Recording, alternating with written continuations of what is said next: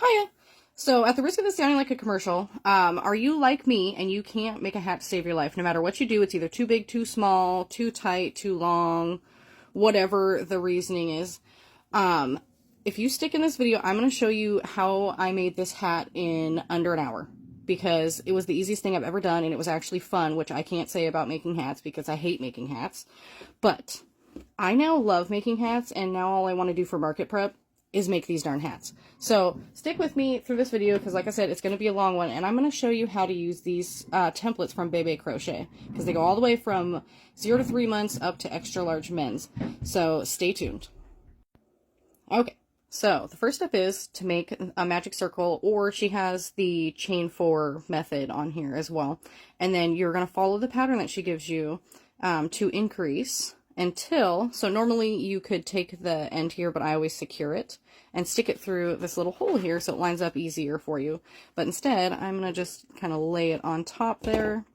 And as you can see, it matches up to this dome pretty well, and that's what you're looking for.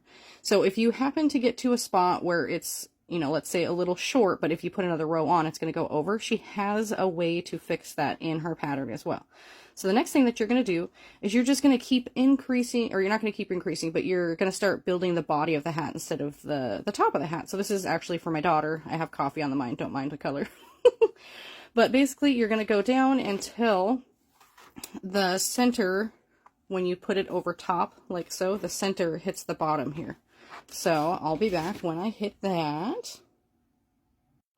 Alright, so the next step, after you get all your rows done, is to stick the template itself inside your hat and make it to where it's laying in half. And the goal is to get it as long or almost as long, you know, somewhere around the same height that the template itself is, as you can see here. If I put another row, it'll end up being too long, and then if I want to keep with the classic beanie design, which is what this is, I'm going to want to make sure to not go past that, because then it'll end up going over the person's eyes. However, if you want to end up making like an edge that you can fold over afterwards, this is basically your start line. So this is where it's going to hit like their eyebrows. So if you make it longer and then fold it over on the template, I think that that would be a really good way to be able to do that. So this would be the finished hat. So you're going to go ahead and finish off that size. This is size 6. So if you actually look at one of the size chart, well, the size chart that comes with it, it tells you that size 6 is for 3 to 10-year-olds, and then it gives you the head circumference that it should fit. So that is super awesome. I'm going to go ahead and finish this off, and I'll compare the two hats that I just did. Give me just a moment. Ooh, also as a side note, something that I do when I'm finishing stuff off, just because I get paranoid that it's going to come apart, is I do my normal weave up once, and then if possible, I split the yarn, and then I take half of the yarn and move it over a stitch. Oops. Gotta love that. Just shows I'm human, right? So I move it over a stitch, and then I tie those two together a few times. Because then it's even more secure than if you were to just go back and forth, back and forth. And this method works on anything. I use it on my amigurumi too. And I really, really like to use this method with a magic circle, so then it won't come apart. Anyway, so I got this finished. I'm going to go ahead and add a pom-pom. Let me go pick one out. Okay, so here are the two finished hats. This one actually had a pom-pom too, but my son wanted me to take it off. And if you're wondering if they fit, at the very end of this video, I will show you a picture of my kids with them on. Obviously, you won't be able to see their faces. But before I am completely done with this video, I wanted to go over a few things with you. So first of all, what it comes with, so the kit comes with the templates themselves, a size chart, and it comes with instructions on how to do the basic base. So what I just did, essentially.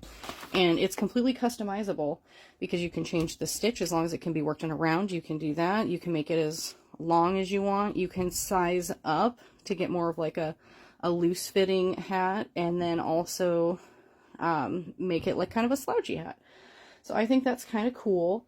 And now I'm going to go over a few extra things with you. Give me just a second so I can turn it on myself.